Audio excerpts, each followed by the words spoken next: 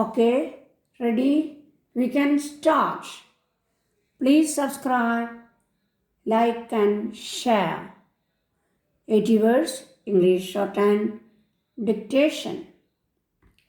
In Kerala, if adequate funds can be simultaneously invested in power generation in the hydel sector and adequate transmission arrangements within the state and outside the state that would benefit our neighboring states also.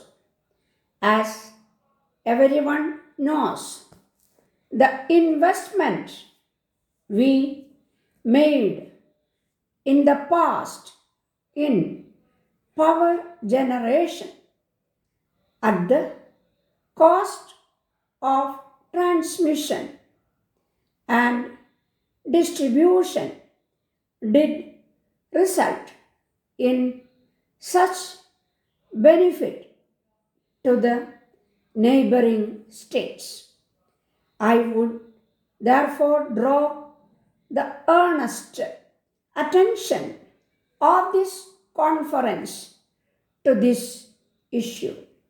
Now, coming to the distribution sector, our effort has been generally to ensure that electricity reaches every village.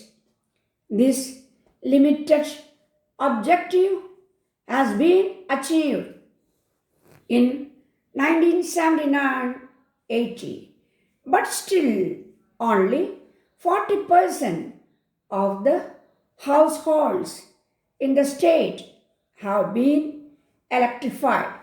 The electrification of the remaining households would require threefold efforts.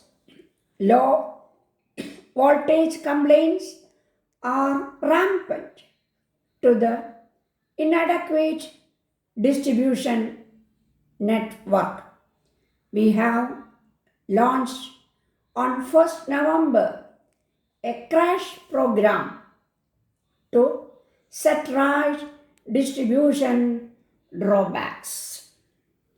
The decision, the Academic Council of the Bangalore University is said to have taken recently to abolish the carry over system in the degree courses makes good news that the evils that have followed from this radical retreat from the rigors of the examination system that has prevailed and held the ground for a couple of decades have forced a rethinking among the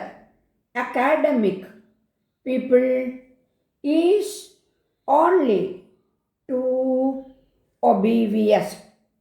The surprising swiftness with which a decision on a matter of such far-reaching consequences was taken left many in dismay that the lead given in this matter by the former Vice Chancellor should have been so readily and ungrudgingly accepted is even more surprising.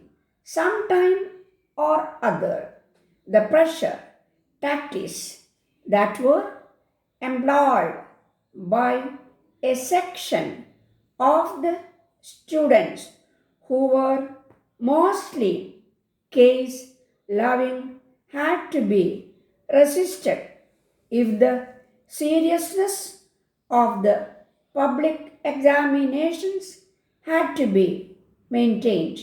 But unfortunately, there was a surrender to the pressure tactics.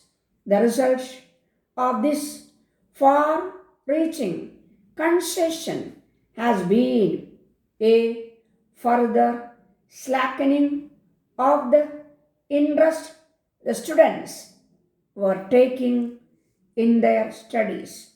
One can imagine the attitude of a student sitting in the third year degree class who has yet to pass the first and second year examinations while listening to the lecturers. Where is there any accommodation in his brain to house the knowledge needed in respect of the subjects prescribed for all the 3 years? Obviously, lecturers on the third year subjects will be treated by him as a farce to the lecturer concerned. It will be merely an exercise in futility. It is fervently hope, discipline, and responsibility which have very largely become non existent among a very large percentage of students. That is attributable very much to this system. The practice prevailing in other universities should not be followed.